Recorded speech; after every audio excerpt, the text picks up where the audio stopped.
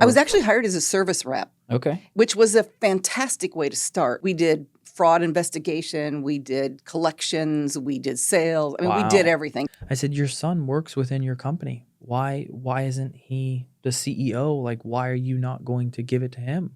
He's like, well, he's in his 30s and he's not right for it. He's not fit for it. And I said, so you're going to sell the business that you built to someone like me because you don't feel like your own son's right for it. I had no clue if it was legit or what it was. Yeah. But he's like, yeah, go to the corner. We'll put you on this corner. It's one of our slow ones. We'll try you out. If you do better, we'll move you to a busier corner. But in a way, that was like my corner. It was like the only thing I owned. So I took a lot of pride in my corner. And that is unbelievable. Yeah. And what's also funny is I think that's where I learned how to be successful in sales. Tomorrow you're going to score. And he goes, I can't score. I said, what? And he goes, I can't score. The kids are bigger and they're faster. I said, I don't even know what that definition in that word means because that word is not in my vocabulary. So I told him, and he looked confused. I said, if you score, I will take you to Target and you can pick anything you want in the toy aisle. And he goes, okay, well, what about if I don't score? I said, losers don't get anything. Welcome to the Chris Salerno Show, your go-to for real estate, business, health, and family insight. I'm Chris Salerno, CEO of QC Capital. Each episode, we explore the latest trends and expert advice from industry leaders. Whether you're an investor, entrepreneur, or seeking balance, this show provides an inspiration you need. Join us and elevate your game on the Chris Salerno Show. Welcome to the Chris Salerno Show. I'm your host, Chris Salerno. Excited to have another guest, Jean Briese, with us. She is a Fortune 10 sales leader, also wrote a book as well, and she speaks as keynote speaker throughout the country. So I'm excited to have her on to talk about leadership and what she's seeing and much more. So you're definitely going to want to stay tuned for the whole episode. Jean, thanks so much for joining us. Thank you, Chris. I'm so excited to be here, honored.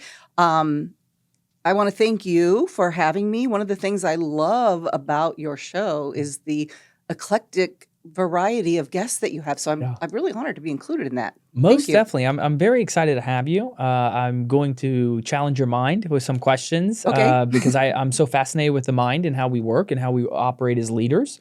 But I appreciate that. I think any way I can give back and help out with having different type of guests with all different type of backgrounds, but really narrowed in the four major topics of real estate, business, family, and health. Mm-hmm. We all have that in common. Mm-hmm. Even if you have three and not all four, and people love that. So any way we can get back, that's what we're going to do here. So let's dive into it. Who was Jean when she was younger? What did Jean want to do when she grew up? Well, Jean Briese, younger Jean Briese, I wanted to change the world. Mm. I wanted to be a leader. Yeah. Well, their little 10-year-old girls were wanting dolls or Girl Scout cookies. I wanted a desk and a globe. I wanted adventures, and I wanted to help. Even at 10 years old, I wanted to help other people live a life they love all the time.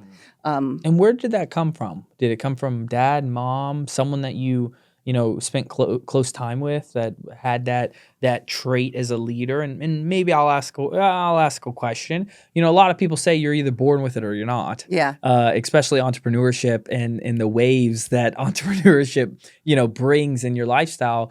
So is there one individual that you were surrounded around when you were younger that, really instilled that in you? No, not really. Mm-hmm. But what I think sitting here today with what I know today, because I had a pretty adverse childhood. Mm-hmm. Family wasn't stable. Yep. By the age of 15, I was abandoned. Oh, wow. Homeless. No way. And changed that into becoming an award-winning leader. I love it. Recognized as outstanding businesswoman in Phoenix a couple years ago by the Phoenix Business Journal. So the younger me would have told you I was born with that. Yeah. The me sitting here today, since I've started writing and started exploring my family history, I think it comes from the fierce women that came before me, the women I didn't even know, but they passed down that fierceness from one generation to the next. I love that. And so I think that's where it's coming from. Let's dive into that 15-year-old mindset. What was that mindset? We've had a lot of people on the podcast that lived out of their vehicles, and now they've built multi-million dollar companies. Some have very successful exits, close to 100 million, and they were homeless. What was that mindset like at 15? Well, for me, it was about choice because when we were abandoned, I'm the oldest of 4 kids. We were abandoned a couple weeks before Christmas. Oh, wow. And about a week before Christmas, we started to run out of food, and I decided we needed help. Yeah. So I called, and social workers came. And the first thing the social worker said to me was, Jean, it's a week before Christmas. And we can't find you somewhere. We don't have any resources. So Yeah. you need to prepare yourself and your siblings, because they thought it would be better if my siblings heard it from me. We need to prepare yourself and your siblings for the fact that there's not going to be a Christmas celebration for you all. And that was a hard thing to hear, because even though understand. And even though I'm 15, what your mind knows and what your heart feels don't always align. No. And my dad had left us in a divorce already. My mom had just abandoned us. And now they're telling us Santa's not coming. And why doesn't Santa come? We must be some really bad kids. Yeah. And the second thing the social worker said to me was, it's a week before Christmas. And to put 4 kids from the same family into one place, forget about it. It's impossible. They basically said you might as well just stay.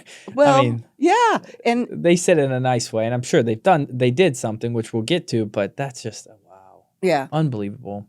Well, and for me, it was realizing that, or maybe not realizing, but coming to a decision that I felt like I was living the consequences for all of the adults' poor decisions. And I was not going to do that anymore. Yeah. If I was going to have consequences, they were going to be my own choices, my own decisions. I was going to write my own story. Yeah. And so I just decided I'm not going anywhere except where I decide to go. And so I lived on the street, and I couch hopped with friends, and there's a whole long story in there. How many years do you live on the street? Probably about a year. Yeah. Wow. I mean, there was bouncing around between homes, and that's long story. So one thing we do, we donate pretty heavily to Charlotte Angels, which I saw that. Yep. And I actually have a call with the phenomenal women who run it tomorrow. Hopefully I can join the board. They had a seat open, so I'm going to try to get on the board of Charlotte Angels. That's fabulous. But what is remarkable is that just the system of foster children and parents that are not close to their children or just don't care. I never understood it. I'm a single father. My son's 5 going on 25, and he's my world. Yeah. I love him dearly, and I would do anything for that little man. And it hurts me when I see children. They're younger. They have no say, especially in the court system, and they're confused. They don't have guidance. And then that's what happens when they get into the wrong crowd and they think that crowd is actually a good crowd, and it's not. Yeah. And it's very sad. Yeah, absolutely. I think I was very fortunate that before I decided to disappear into the street, I had an experience. The social worker brought some people from a church like the night before Christmas. They decided to keep us together till after Christmas, and they put us in this little trailer, and they pulled up, and I saw adults getting out, and I'm like, I don't do adults anymore. Yeah. And I was like the Grinch. So I headed to the back of the trailer and assumed the position. And they wanted to meet me. The social worker was like, please come out. They heard about you. They heard about your family. These people are here to help. From a church. I don't know who. I never saw their faces because I refused to go. They never saw me. And they never knew that I would go on and become a leader in our community, that I would make it my mission to help others live a life they love all the time. I love that. But I was in the middle of the struggle, so I didn't have any capacity or resources to be a gracious receiver. Yeah. But that didn't stop them from doing what they came to do and extending a kindness. And they brought food, and they brought unconditional love, which we didn't even know existed. And they brought gifts, and I think everything that happened to me from that point on, when I stand here today and I look back, was because of that. That was a moment where those actions. And I learned what success was. I learned that you always extend kindness because you might change somebody's life, even if you never get to see them. You never know. You never know. No. And I also learned the definition of success, and I followed that the rest of my life because it was in that moment where I made up my mind that I was going to live a good life and I was going to become one of the helpers. Yeah. Because of the actions of those helpers. So kudos to everybody at the Charlotte Foster Angels. Yeah. No, they work their butts off over there, and what they do, those women and men, for the children, the foster families, is just remarkable. Yeah. And I think we're just very proud as an organization to be a part of them, and help out any way we can to watch them thrive and flourish. Because at the end of the day, those children will be our backbone of the United States. They are our future generation. And they need a very strong foundation so they can flourish into a beautiful tree. Whatever career they want to do, they just need a strong foundation. Absolutely. They can't have a weak one. And that's the way I see it. Yep, absolutely. I love it. So talk to us through, steps before your Fortune 10 sales leader role. Walk us through that right there. Well, I was 15 on the streets. Yeah. And I needed money because, I like to eat. And I needed to have a job. I needed to make money. And I'm 15. I don't have any ID. I don't have any transportation. I don't have a phone. So my very first job was selling flowers on the street corner. I love it. I had my own corner. One of the chapters in my book is called Becoming the Girl on the Corner. I love it. And I stood out there and I held my flowers up and I sold flowers off the corner. And I got a commission. Mm-hmm. And there were bonuses if you were there every day. So there's a company. There was an ad in the paper. I answered an ad in the paper. And this guy answers, and I had no clue if it was legit or what it was. Yeah. But he's like, yeah, go to the corner. We'll put you on this corner. It's one of our slow ones. We'll try you out. If you do better, we'll move you to a busier corner. But in a way, that was like my corner. It was like the only thing I owned. So I took a lot of pride in my corner. And that is unbelievable. Yeah. And what's also funny is I think that's where I learned how to be successful in sales. Mm. A lot of times cars would stop and give you dirty looks. Well, no, the guys would always chat me up, and then they'd buy the flowers, and then they'd give them to me. And I'm like, well, I've got 100% commission on that one. Know, right? Those flowers are going right back in the bucket.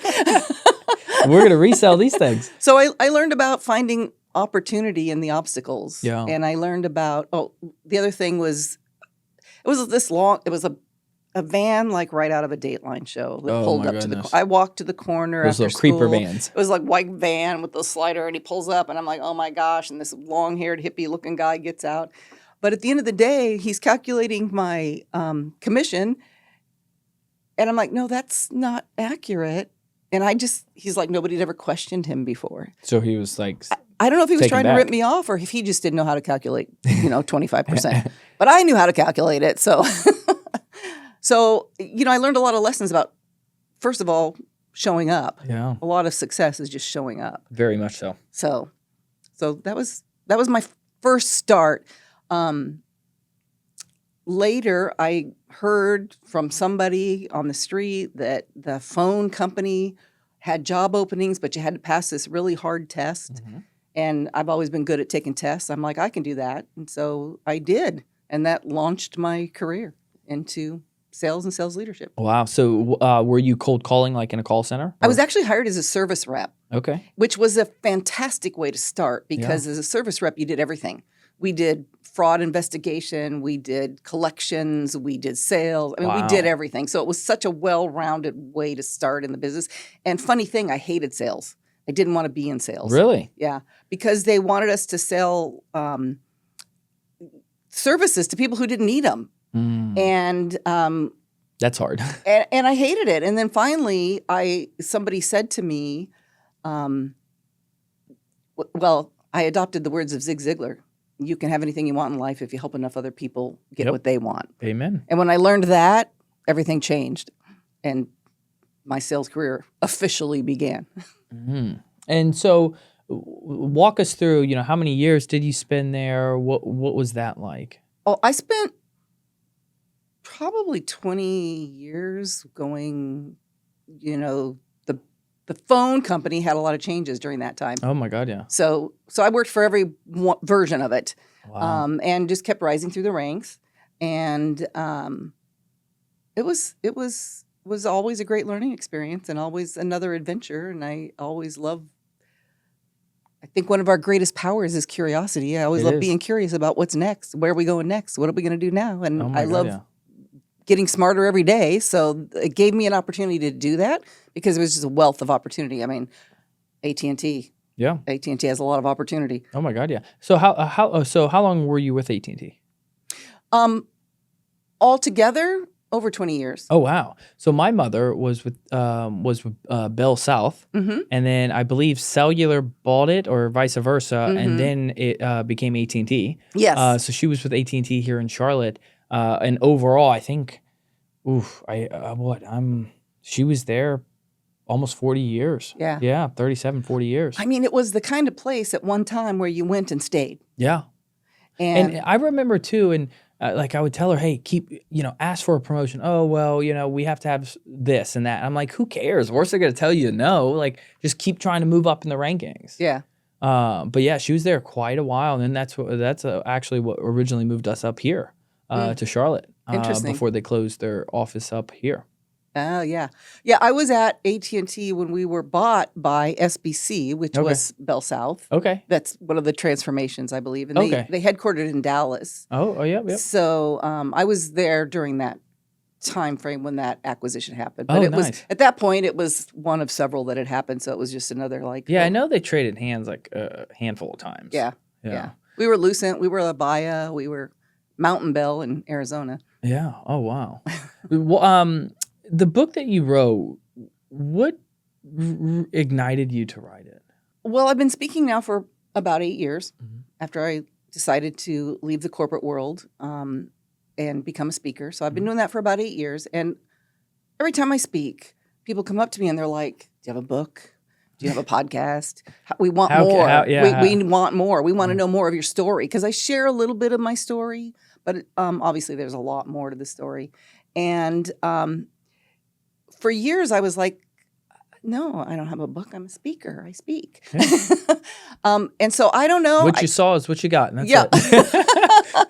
Well, I think I sat down and I tried to write a book, but I was writing it for, I thought I was writing it for a business audience because that's who my audience is when I speak. It's corporations or associations that hire me to come in and speak. And so that just messed my head up because it wasn't flowing, it wasn't right, and I didn't want to do it if it didn't feel Yeah. authentic. And so I finally got to a point where I think in some ways the story was just demanding to be told now. Mhm. And I think maybe after 8 years, I'm comfortable in my speaking Yeah. and I'm comfortable. And I didn't know if it was something I would ever even put out there in the world, but I wanted to just get it written down. Yeah. And so I just started writing it. And as I started writing it, I realized based off of feedback that it's empowering for others. And that's just in alignment with who I am. And my mission in life is to help others live a life they love. And if I can help and empower people through my story and the lessons that I've learned and how they can use that, then I can reach a whole lot more with a book than I can with my speaking. Yeah. No, So, very much so. yeah. Very, very much so. A great question, I think, here is, as a former Fortune 10 sales leader, what's one strategic habit you believe that everyone as an emerging leader should adopt? Well, there's so many. I know. All of the above. All of the above. But what I would say is most important as a leader, I guess there's two things I would say are most important as a leader. One is the habit of intentionality, being intentional. Yep. You need to be intentional with your time because everybody's so busy. We're so busy. We're so busy. And if you're not intentional with your time, what happens in America with our culture is we put off that thing that's important for when we have time, and we never have time. Yeah. You know, most of us start our day with email. There was a study that came out and said like 93% of us start our day with email. You could be in email all day long. You just get sucked in if that's how you start. And it's reactive. And then what you're working on what's important to somebody else. And so I think it's more important to start intentionally with and block time for the things that are important, and start your day with a proactive habit. Yeah. So I would say intentionality. And the other thing I would say is, and this is going to sound a little odd, care. Self-care. Self-care and care for others. Yeah. Um, I think before you can care for others, you need to make sure you're taken care of. And that Absolutely. may it is selfish. You can say it's selfish, but like I'm a firm believer that you need to love yourself before you can give love. Yeah. And that's in a deep relationship. If you're about to get married or have a fiance, I think that if you do not love yourself, how can you give love? And how can you receive love? And I think for me personally, there's about a year and a half, I did everything by myself. I traveled the world by myself. I hung out by myself, and I love myself. Yeah. I can be by myself and just be by myself and love my own company, where now it's at the point where I can give and receive love because I know who I am and I love myself. Yeah. I 100% agree. And I've always said your business won't outgrow you. So your ability to grow your business, your ability to grow your team, is directly related to your willingness to grow as yourself, Internally. as a leader. And you've got to start there. So many times people ask me to come speak about leadership, and I'm like, well, we got to start with them first. We got to start with them as individuals first, because if they don't get that first, nothing else I say matters. Yeah. No, it's So- very true. 100% agree with you. Yeah, no, I definitely, I've learned that the hard way. Mhm. And I'm glad I did, because I'm a firm believer, don't make the same mistakes twice. But I think a lot of people get caught up with trying to give, but they haven't healed themselves. Yeah. And they haven't really focused on themselves so they can actually give more, Yeah. and then also receive anything. Yeah. And our society encourages focusing on yourself. And truly high-performing leaders are not the ones who lead from their pedestal. They're the ones that lead through the window, because they are the ones that know the team makes it happen. Correct. So- 100%. So they're the ones that, truly high-performing teams, they have a leader that has done the work himself, and he's there to elevate others. Correct. And one thing I do with the leadership team here is that they're all previous athletes. And that's one thing I highly recommend. If you're building a company, you build a company based off of everyone being an athlete. Why? Because they're coachable. They know how to work as a team. They understand working under pressure. And God, they love competition. So when that competition comes, they thrive and they go head on at it. Yeah. Compared to, I have seen, and we've had individuals in our organization that were not athletes, and it's a totally different vibe. And a lot of the athletes in the organization would come and say, hey, so-and-so's not holding their weight. And it's like, well, a lot of them are pointing out the one that is not the athlete. And I very quickly, early on, I had to make some strategic changes to make sure that we only had athletes.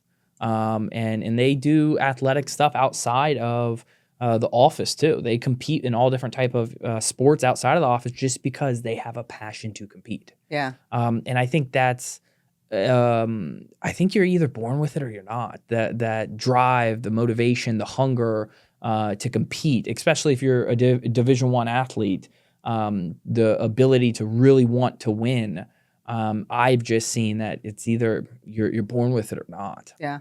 Well, I'm not an athlete. Yeah. Well, that's good. But I've had a lot of success. But what I'll say is, as you were talking about that, I was thinking to myself, it's the drive. I have a lot of drive, and I love You're very rare. I don't fear competition, and I'm driven to excel. Yeah. And that's just an part of who I am. Yeah. Did you play any sports when you grew up? No, I had a lot of wow. severe allergies, and I was actually not allowed to participate in any sports growing up. Really? Yeah, absolutely. Wow. So, but also, you know what I'll mention, the opposite side of that, what I see a lot when I'm going around the country, a lot of entrepreneurs have this idea, and they talk about it like this great thing. They're running their business like a family. And I'm like, no. In a family, everybody gets a slice of the pie. Yep. In a family, everybody's entitled, because you're part of the family. So and I'm like, you can't run your business like a family. They have to understand it's a team. Yeah. It's a team, and everybody has to pull their weight, and everybody has to show up. And the way you advance is not just because you're in the family, it's because you put in the work. Yeah. So I like to, I would say our core, we care about each other, and teams care about each other. Absolutely. If you're on a football team, if you're on any team and you're used to working, beside someone, and that someone doesn't show up, you're like, hey, what's going on? Are you okay? And how I like to operate is like a Formula One race team. And the reason why, and if you never watched the show Drive to Survive, I highly recommend it. I didn't watch it just because of the fast cars. I watched it because I was intrigued with the business beside it. And you can see that they have hundreds of thousands of data points every second that is going through these cars. And that data is transmitted back to their headquarters in whatever country they are in, and also during the race as well. And you have people behind those screens making strategic decisions on strategy. And if there's rain that's approaching, it's okay. We have to pivot. We need a new strategy. Then it comes down to the pit stops where you are milliseconds. If you're off or slower, that can cost you the whole race. And then it comes down to execution of the driver. And there's only 2 seats per team. And if you do not perform, you are out. And that's how they operate. It's very, high intensity, cutthroat. But that is the way a lot of businesses in the real world have to operate, just because that's the world of business. Yeah, absolutely. Have you been to the Charlotte NASCAR? I haven't been to NASCAR, but I've been to F1. So Okay. F1's in Miami. So I've been to the Miami one twice. And then my son I promised my son I'll take him to the Austin one in October. Okay. So we'll go out to Austin and do that for him. But it's a whole different world. So, funny story, my family and I visited. We went to the NASCAR museum. Nice. It's very interactive. I highly recommend it. They have an opportunity for you to get in a car, and there's several cars there, and then they do a simulated race. And you put the helmet on, and you hear the instructions like you're in. So everything you were describing, you're hearing all of the instructions like, go left, keep, whatever the instructions are they're giving you. So we get in there and we do this. Now, my husband is retired law enforcement. Okay. So he's had a lot of training, and he's a really good driver. I would not say that about myself, but I beat him in the race every time. He was so mad when we get done. And I love it. I believe that the reason for that is because of what you said. You realize that it's not just you in there making all the decisions. Yeah. And so he's like, how do you do this? And I'm like, I'm listening to what the team is telling me. Yeah. They've got the data. They got the information. I'm just doing whatever they say. And so that's the key. That's part of the key is surround yourself with people who know how to get it done, and then do it. Most definitely. So like your sales teams. With sales teams, what are some big challenges that you see consistent that you've overcame? Well, I was often, when I was working in the corporate world, I was often called in to take over a team that was not performing well. And why do you think they would call you in to come and fix it? Well, because I delivered results. There you go. And so with those type of results, what did you find consistent with those teams that you came in and, had to implement strategies and systems and processes to make them, turn them around? Well, a couple of things. I think culture is often one. And we talk about culture as when every leader that you interview says that if they can improve their culture, they can improve their results. But nobody knows what it is. It's this ethereal thing out there, and it's kind of magic. That's not true. there is a formula. It's just like everything else we do. There is a process that works, and I know it works because I've done it multiple times. And the first thing is understanding the team, where they're at, what's in their way. Yeah. Nobody wants to come to work and suck. I mean, we want to come to work. Everybody wants to be part of something that's bigger than themselves. Yep. So understand where they're at. That's the caring part. Understand, back to Zig Ziglar, what do they want, how to help them get there, and then give them something to latch on to that's bigger than themselves that everybody can get on board with. And, we're going to make this the highest performing team. Right now we suck, but we're going to change this. And people jump on that bandwagon when they know that you care about them. And they do. When you help everybody on the team be their best and bring out their best potential, the team does things people think are impossible. So the consistent I've seen with the teams is we're focused, we're very tactical leadership style. We want to look at the metrics, and that's all important, but leadership isn't just about the science. It's about the science and the art, and the art of the people, because the people are the ones that are going to make it happen. Well said. You've been public speaking, keynote speaking for the past 7 years. Do you feel like you rolled into that pretty smoothly because you've been called in to really lead these teams and turn them around? Because some people, when they're out in front of a big crowd, they get a little nervous. You may still get the butterflies, which is normal. It's natural. But did you find a smooth transition into that? It was a natural transition for me. Because I was leading large sales teams, there was one point right before I left where I would have a monthly meeting with the team, and I'd call everybody.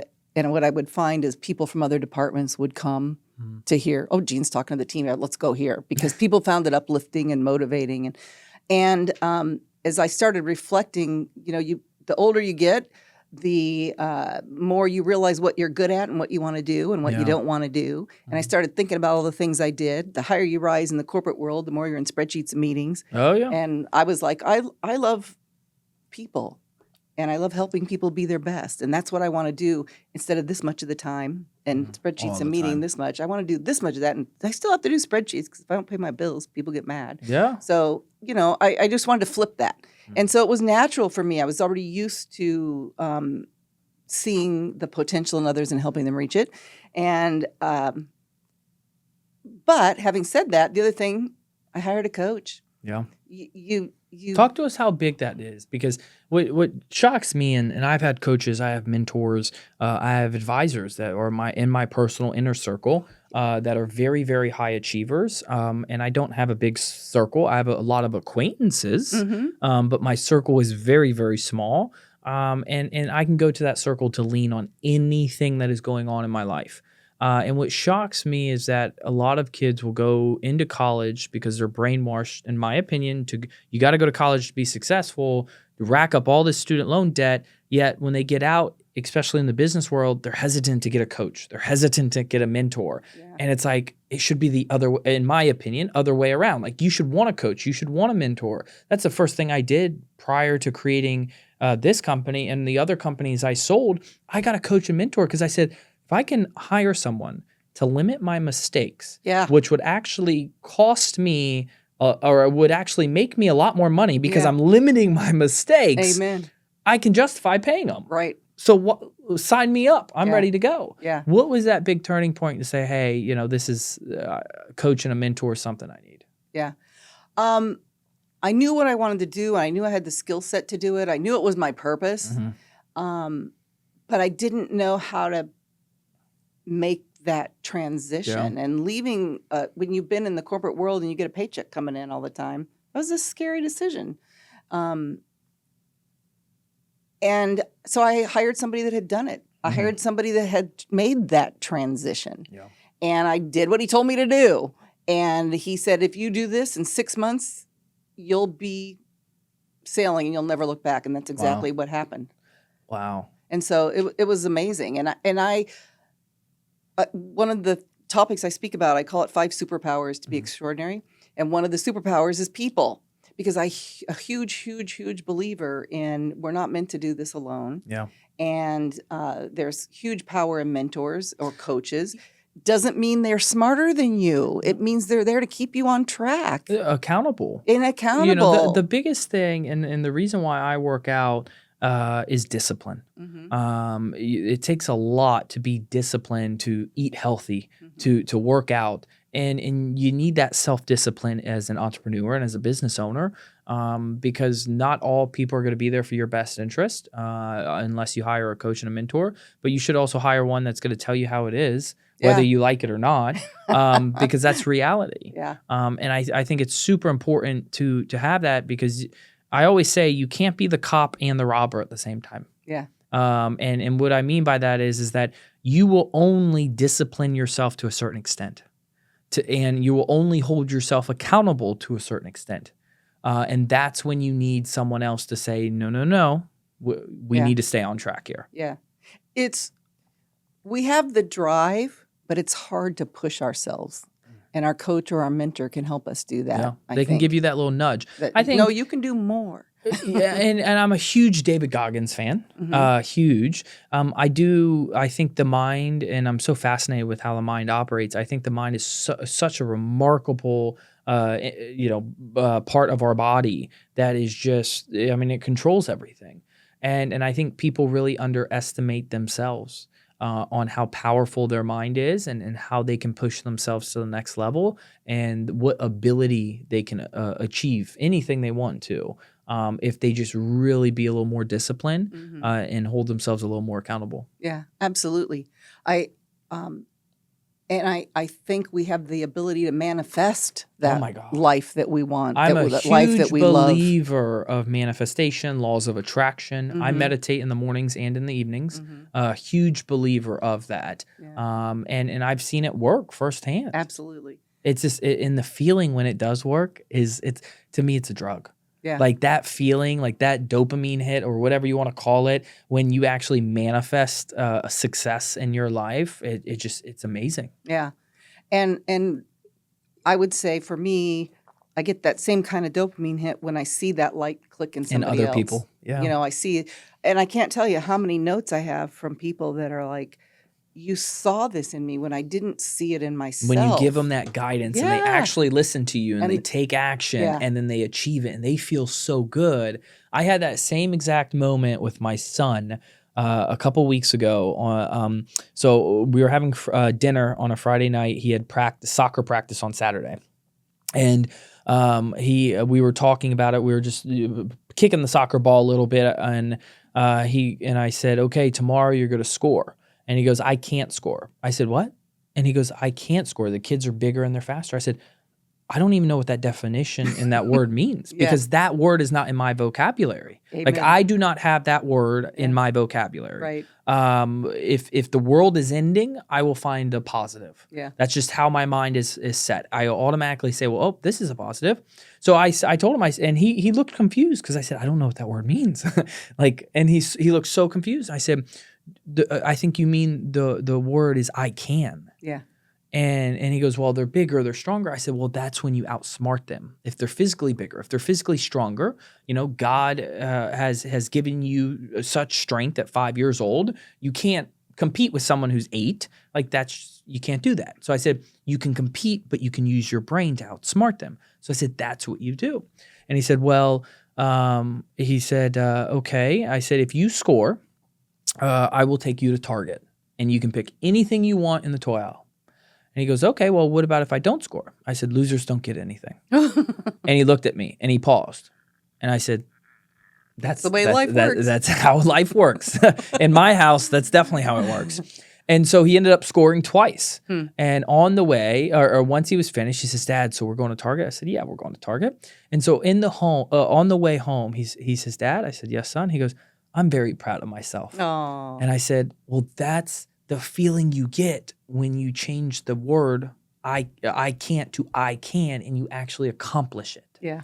And I could just see it in them and I can just feel it and it made me proud. Yeah. And I'm sure that's the same way you feel by giving this guidance to all these individuals and one-on-one individuals too, to watch them succeed and flourish. Absolutely. Absolutely.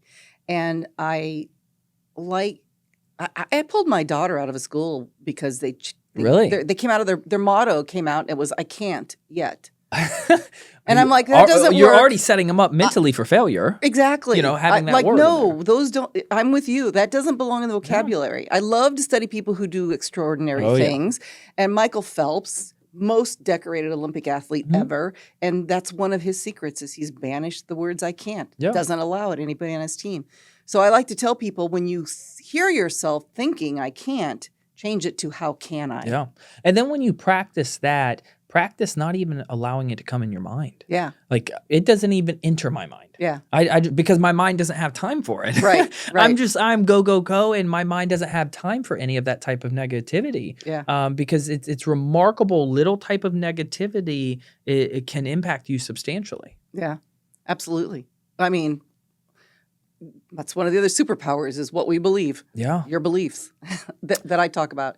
Yeah, no, I think it's, and if someone hasn't tested manifestation, I recommend, if you're looking to buy a new car, and say, for example, you want a Range Rover, I promise you, go 2 days, you will be able to count every single Range Rover you see. Why? Because your mind is mentally searching for that exact type of car.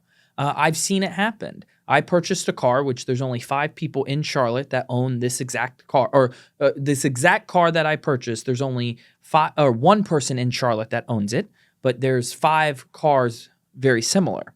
And driving down the road one day, all of a sudden I saw it. And I said, there's no way.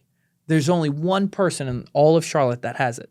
And it was on some back road. So I'm a firm believer in laws of attraction and manifestation. And if you can really practice that, in my opinion, through meditation, I think you can really get very strong and get pretty dangerous with it in a good way. Yeah, absolutely. Which is why we need our uninterrupted time. Yeah. What do you do for uninterrupted time? Do you meditate? What does that look like in your eyes? Well, I like to start my day. I wouldn't necessarily call it meditation, but I maybe I would call it reflection. Do you journal? Yes and no. Yes and no. Yes and no. Sometimes what I'm consistent in is beginning my day with what's happening today. Who am I going to see today? What are the words that I need to have for that person when I see them? What's on my calendar today that's the most important thing that has to happen, that's going to help me reach my goals, not and block the time for that instead of so I think I start my day with that reflection and intentionality, and I'm a huge believer in the what worked, what didn't work. What do I need to keep doing? What do I need to let go of? What do I need to start doing? Yeah. So a little bit of that each day. It's my proactive way of starting my day and setting myself up for success. I love that. And how long have you been doing that and adopting that? Oh, gosh. 15 years or more. Oh, wow. Because even when I wasn't a speaker, I'm still, we're all leaders. A leader is somebody who influences others. A leader is somebody who influences others to action. That's right. As a sales leader, as in sales or as a sales leader, that's kind of driven home. But we're all that. We're all trying to influence others, even if that's not our title. And so for me, when I'm going to be in front of people, I need to have the words to influence them. Yeah. So whether it's a client or a team member or a peer or my child. Do you feel that leaders either have it or they don't have it? Or do you feel like they can be coachable to become a strong or become a leader? I know if you're a leader, you can become a strong leader through being coachable. But someone who is not a leader, do you feel like it's either, hey, you have it or you don't have it to lead people? No, I think that everybody can be a leader. I think we're all leaders. Yep. And I think it's up to you and how willing you are to grow. Yeah. And how willing you are to be coached. I had a sales manager, one of the turnaround teams, I was hired to come in and take over. And when they hired me to come in and take over this team, they said, we have this sales manager. We don't think he's the right fit and we want to let him go. And I'm like, well, you've already told me that the person I'm replacing wasn't meeting your expectations. Maybe he wasn't getting coaching, and I need Maybe he wasn't getting the right guidance. Right. And so let me find out, because I'd like to have a sales manager that knows what's going on. Yeah. So let me find out. And so he'd worked for me for about a week, and he comes into my office, and we closed the door and we're talking. And I said to him, Mark, may I give you some coaching? And he looked at me and he went, me? You want to coach me? I'm not coachable. And I'm thinking, good to know. Well, there you go. Changed the whole conversation. Yeah. And he worked for me for about another week. Yeah. And he was a good fit, and he was a smart, let me rephrase that. He was a smart guy, and he had been a good fit. But the thing is, we always have to grow. If we don't have a plan for consistent growth, the best we can hope for is to get outgrown. I mean, you're And dying. he was stuck in the same, I've always done it. And that's the danger of our experience and our knowledge and our success, is that we can get stuck in the way we've always done it and close our mind to what's possible. And I'm noticing that, so there's a couple businesses I'm buying, and I'm buying them with some friends that are 50 and 60 years old. And I'm noticing when I come to the table to say, hey, we need to do this with marketing. Like, you guys are not doing anything with marketing. We need to do this with marketing to generate more clients. And some of them are like, no, we're good. And it's like, no, it's the new day and age. And I say this, and I've said it tons of time. COVID put out a lot of businesses, but COVID also made a lot of businesses money. And that was a turning point in the economy where you had to pivot. Okay, if you were not on Uber Eats or Grubhub or DoorDash, you better get on it, because if you can't do deliveries, no one's buying anything. So you saw restaurants flourish. You saw restaurants go out of business. You saw businesses flourish, and you saw businesses go out of business. And I think it's because that a lot of people get set in their ways. They don't want to bring new change in. And sometimes you have to. And if you're not, you're going to be either forced in one direction or the another. Yeah, absolutely. And I think that's the same way with self-identification and self-change and being coachable during these market cycles. These market cycles will change, and you have to be able to adapt. You have to be able to pivot and see it early on and be coachable through them. Yeah. One of the things that I find unfortunate is that, to your point, what you were just saying, COVID changed everything. Yeah. It changed the way we work. It changed the way we play. It changed the way we vacation. It changed the way we care for our elders. It changed our values and what we care about. So for all of the folks who came back from COVID and wanted to talk about getting back to normal, life doesn't work like that. We don't go backwards. We go forward. Yeah. And if you're still doing things the same way you always did them, you're going to get outgrown at the very best. Eventually. At the very best. And currently we're buying, me personally, buying businesses from individuals that are in their 60s and 70s. And I've had conversations with them, high-level conversations. And I said, well, for example, one gentleman, I said, your son works within your company. Why isn't he the CEO? Like, why are you not going to give it to him? He's like, well, he's in his 30s and he's not right for it. He's not fit for it. And I said, so you're going to sell the business that you built to someone like me because you don't feel like your own son's right for it. And what I mean by that is that's the generation, meaning that generation is not used to grinding and working hard to actually build something and then, go ahead and take it. Or sell it. That generation is used to being it hand down to from their parents, and then them either selling it or saying, "Hey, I don't want it. Go ahead and sell it and just give me the money." But it's remarkable on how many conversations I'm currently having. The kids don't want the business; they don't even care about it, and these individuals are left to just sell the company. Wow, it's remarkable. That's crazy. I did some work with the Texas Association of Pawnbrokers. Okay. And they hired me. I didn't even know there was such a thing. I know. I didn't either until they hired me. Wow. Like pawn shops. Yeah, exactly. Pawn shops. There's an association. There's an association. And there's a whole national association. And I spoke for Anything Texas. to make some money. Yeah. So I was hired specifically because a lot of those pawn shop owners are exactly what you're talking about. Yeah. And they're generally 60 to 70-year-old white males. And they had this pawn shop in their family. So handed down some of to them them. were third or fourth generation. Yep. And they do things the way they've always done things. And then along comes COVID. Can't go into the pawn shop. No. Business is closed. Yeah. So they were forced against their will to market online or die. Yeah, or die. And so I go speak to them right as COVID's opening up. And I have an activity that I do with folks, and it's fun. It gets everybody moving and laughing, and they think it's a game. And at the end, we huddle up and talk about what they just experienced. So it's great because it's not a lecture. And and everybody experiences getting stuck because of their own preconceived ideas and because they do things the way they've always done it. And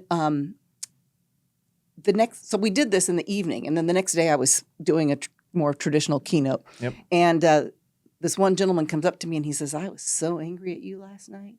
He said, "I just couldn't believe that you tricked us like that." And he just went on. He goes, "And I badmouthed you to everybody here." And he says, "And I'm coming to you to apologize." And I've gone to everybody. And he goes, "I realized that I was the problem, that it was That was my." He goes, "I realized that I was the one that was stuck." He was mad because he didn't figure out how to solve it because he was trying to solve it with his preconceived ideas.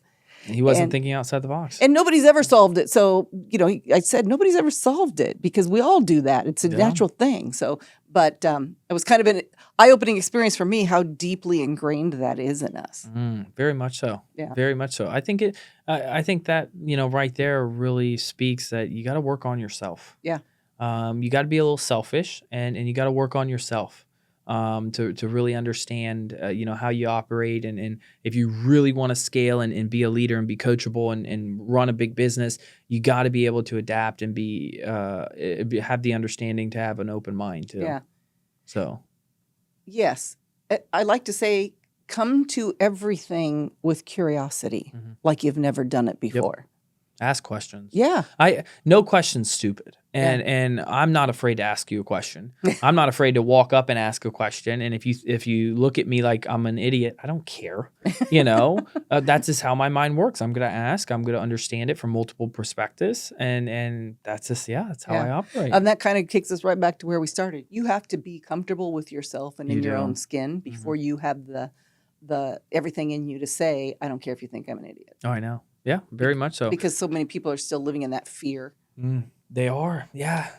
I always say, and Reagan's heard me say this tons of times, success is the biggest failure in individuals is them not actually failing at the task. It's them actually doubting themselves and having fear to even try. That's the biggest failure in any entrepreneur is them doubting themselves and having that fear to say, should I actually take action or not? Yeah. And in them talking themselves out of it. Yeah. I talk about people giving themselves permission to fail. Yeah. Because nobody who's done anything extraordinary or who's done anything new or who's achieved anything has done that without failing. Yeah. You have to, people don't move into action because they're afraid of failure, but you've got to move it. If you fail, you learn and then you adjust. You and need then you to embrace it. Yes. For example, I know I'm going to fail. I know I know I have some failures coming this year. Or I wouldn't say failures. I would say setbacks. I have some setbacks coming this year. I know. Yeah. It's the nature of my business. I know it's coming. Yeah. I know it's going to come in the next 5 years too. Yeah. It's just, I understand that. And so where I'm at is, okay, please come. Yeah. Please come so I can learn from it and not make it again. But I know throughout every single year until the day I decide to pass or I don't decide that, but the day I do pass, there's going to be setbacks in those years. And I need to hit them face on. I need to understand them very clearly. So that those setbacks are not occurring multiple times throughout my journey of life. Yeah.